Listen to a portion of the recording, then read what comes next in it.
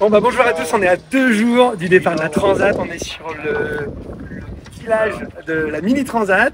Il y a tous les bateaux qui sont là, moi je suis le premier en descendant le ponton.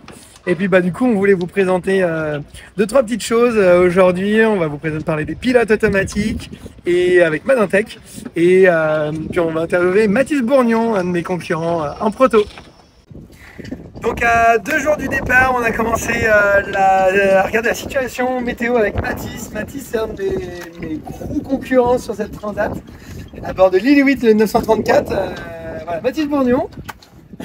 La Team Whip. Voilà, de la Team Whip, on a des partenaires en commun, on va faire cette belle transat ensemble. Et du coup, voilà, on a commencé à regarder un peu les fichiers météo tous les deux.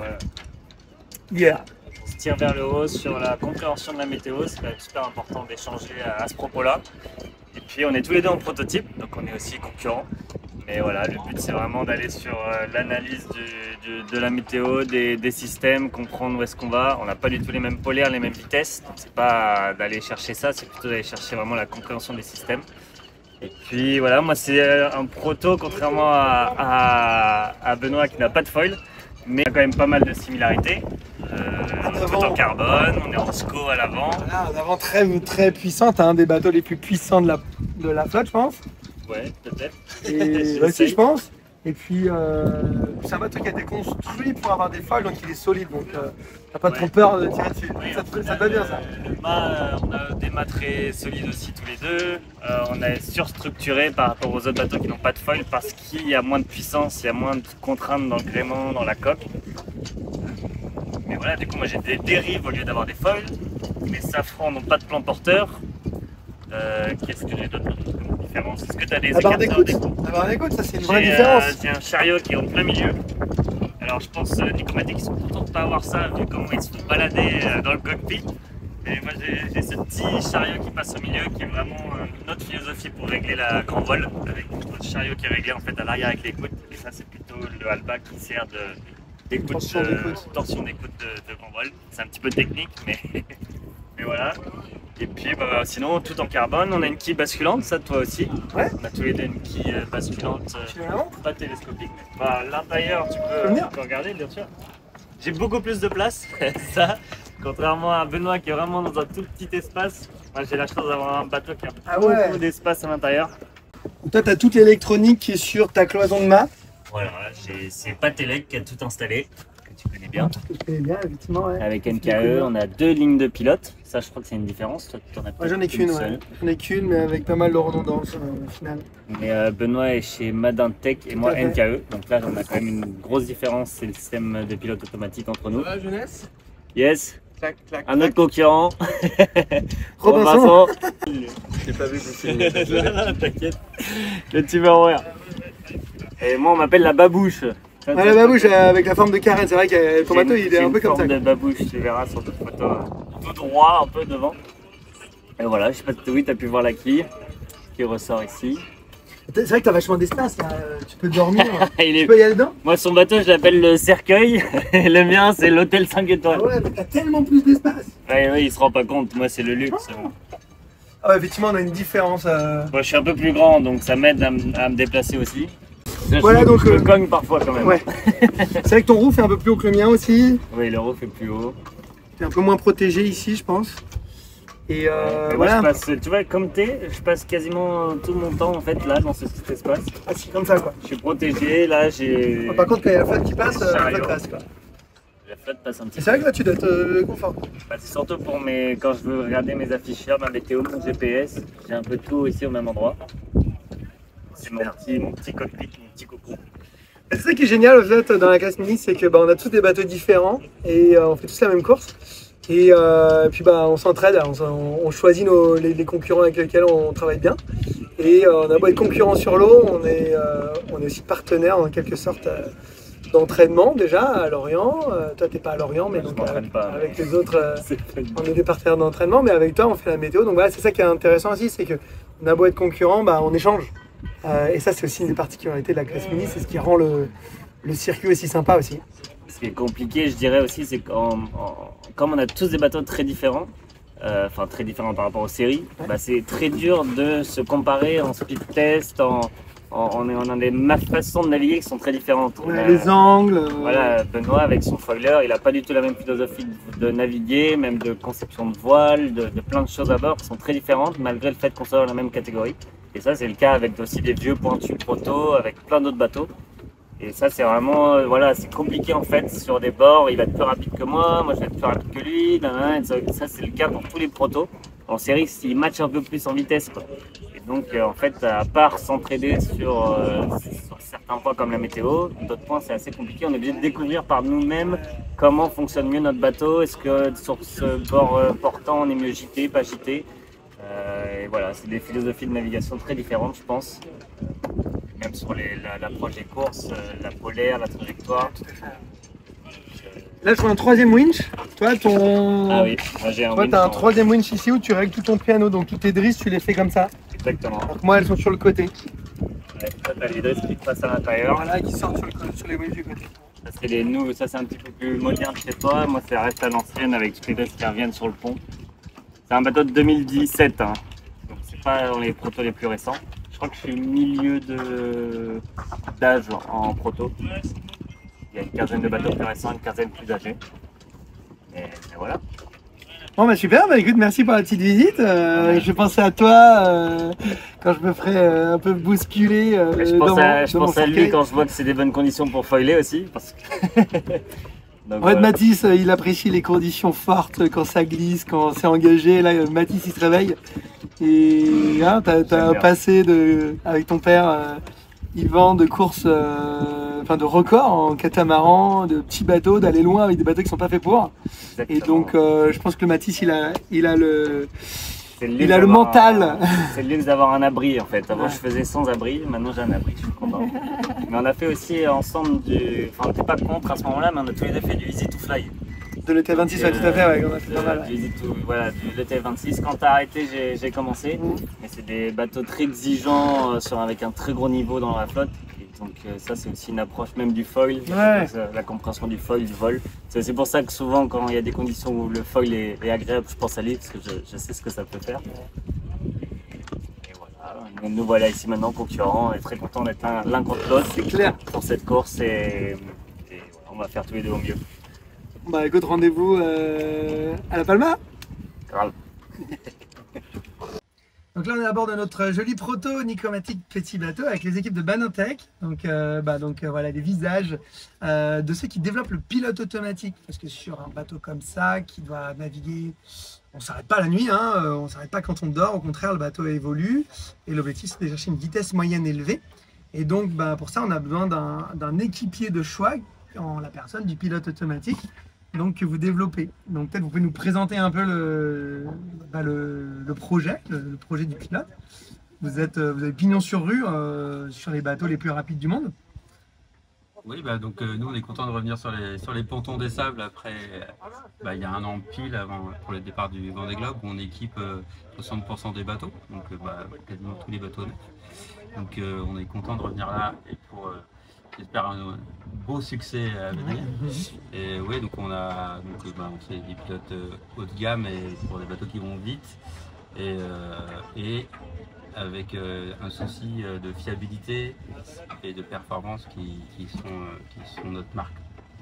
C'est ça, donc en fait, ce qu'on a vu, c'est que la grosse différence avec les autres pilotes sur lesquels j'ai pu utiliser, c'est qu'en fait on a une gestion avec votre système des défaillances qui peuvent être de capteurs ou mécaniques.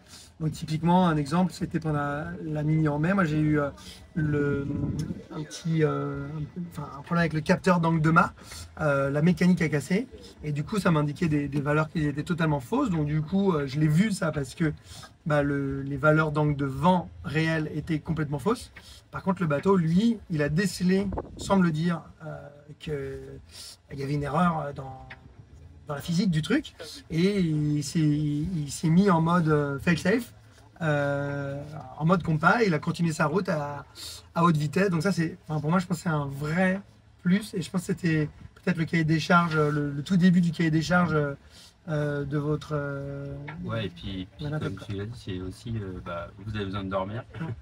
Et donc nous aussi, parce que quand on fait du support, alors surtout pas sur la mini, parce qu'on ne peut pas vous aider, mais sur un Vendée Globe où on peut faire de l'assistance technique, nous on fait de l'assistance 24/24. Mais bah, par exemple, sur le dernier Vendée Globe, on a dormi tout le Vendée, quoi. Donc voilà, c'est un plus pour vous et pour nous. C'est clair. L'idée, c'est de pallier tous les petits problèmes mécaniques qui sont indépendants du pilote, mais qui peuvent arriver parce qu'on est quand même en mer, il y a des chocs, il y a des embruns, voilà. Donc on a beau avoir les capteurs les plus robustes, parce que aujourd'hui il y a quand même eu des grosses progressions aussi là-dessus. Je confirme. Ben, il faut quand même qu'on puisse préparer un peu le pire cas. Et l'objectif à chaque fois, c'est la sécurité en premier lieu et après la performance. Et en plus, souvent, ça va de pair. C'est ça. Moi, je rajouterais juste un truc, parce que c'est important, parce que Pia, c'est elle qui a beaucoup travaillé sur ce sujet, et que on a utilisé des techniques de gestion de panne utilisées dans l'aéronautique, par exemple. Ok. Donc, ça permet de le noter, Ouais, c'est bien. son travail. C'est vrai que ça fonctionne vraiment super bien, quoi. Moi, je me souviens de ce qu'on disait tout à l'heure, c'est que ma première mini transat, j'avais un compas qui disait un peu n'importe quoi dans les grands angles de gîte. Et du coup, bah, en fait, dès que je commençais à partir un peu sur la tranche, ça partait au loft. Et j'ai fait je sais pas combien de départs au loft et à la bâtée, dont un très très violent dont je me souviendrai toute ma vie, le matin de l'arrivée au lever du jour, qui a failli mal se passer, mais voilà. Donc là, c'est le gros avantage, c'est que c'est vrai qu'avec Manintech à bord, alors déjà le bateau il est beaucoup plus stable que mon ancien bateau, mais je pense qu'en plus le système de pilote automatique est vraiment super robuste.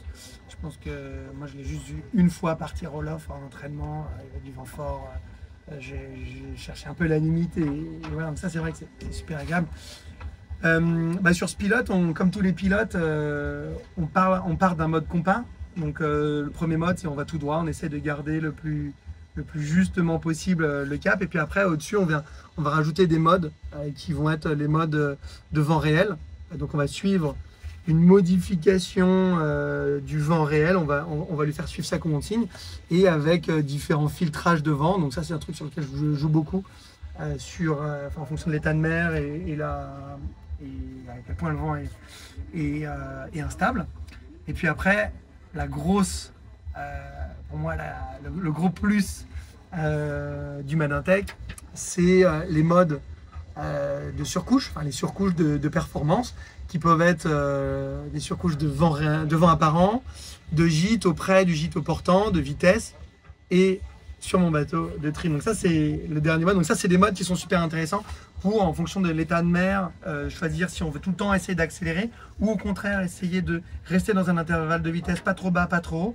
Ça, c'est un gros intérêt sur un bateau à foile, ce qu'on a vu. Moi, j'y croyais pas trop au début, mais en fait, j'ai découvert ce mode avec vous. Et c'est vrai que moi, j'ai trouvé ça super dans les vagues. Ça évite de partir à 25 nœuds, de sauter sur la vague, de se planter.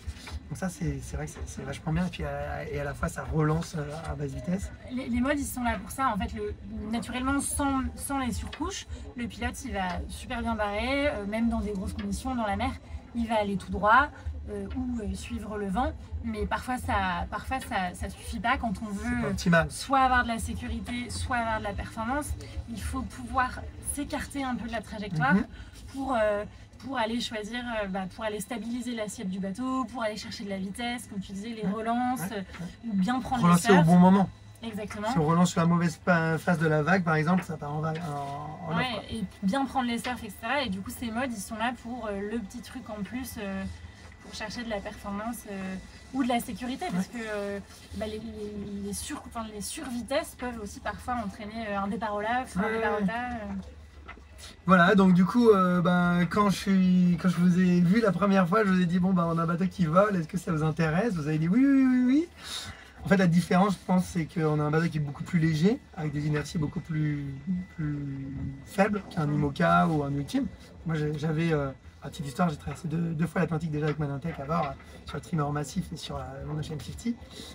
Donc, c'est un des tout premiers, je sais pas, les deux étaient un des tout premiers bateaux à avoir ça. Donc, je suis quand même bien familier du pilote. Et ouais, on a développé du coup un mode spécial. Tu veux nous en parler un peu?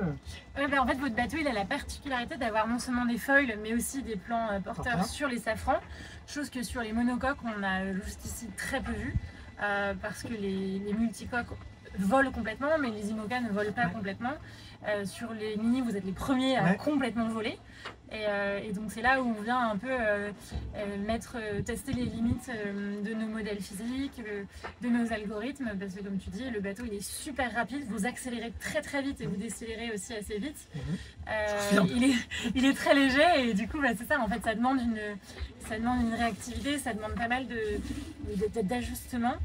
Et pour nous c'est aussi trop génial de tester ces nouveaux bateaux, parce que ce qu'on aime c'est la performance, c'est l'innovation, c'est la technologie.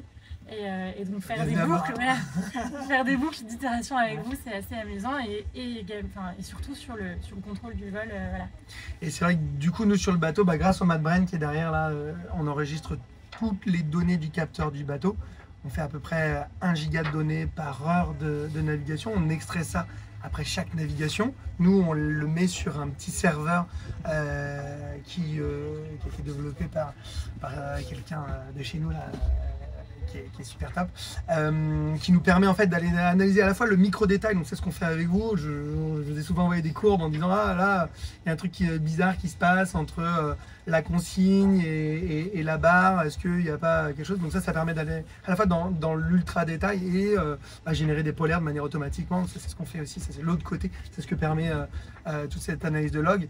Et moi ce que je vois, c'est que quand on a mis ce pilote à bord, ça marchait déjà très bien, mais il y avait quand même des phases où on a remarqué une certaine oscillation du bateau et en fait vous m'avez donné, ça j'ai vraiment apprécié que vous m'avez donné accès à certains paramètres du bateau. Vous êtes venu à bord aussi avec l'ordinateur pour essayer de tester des paramètres différents des autres bateaux sur lesquels vous avez l'habitude de développer ce pilote. Et grâce à ça, on a réussi à tendre les trajectoires, avoir un bateau qui oscille plus du tout maintenant. Et du coup, un bateau qui oscille plus, c'est un bateau qui sollicite moins les safrans, la structure et tout, et qui va forcément beaucoup plus vite en étant beaucoup plus tranquille, quoi. Donc ouais, c'était une belle collaboration, je pense. Je vous ai bien embêté un paquet de fois. Nous, ça nous permet aussi de s'améliorer, d'aller plus loin, dans des conditions particulières. En fait, on prépare tout au bureau avec nos simulateurs.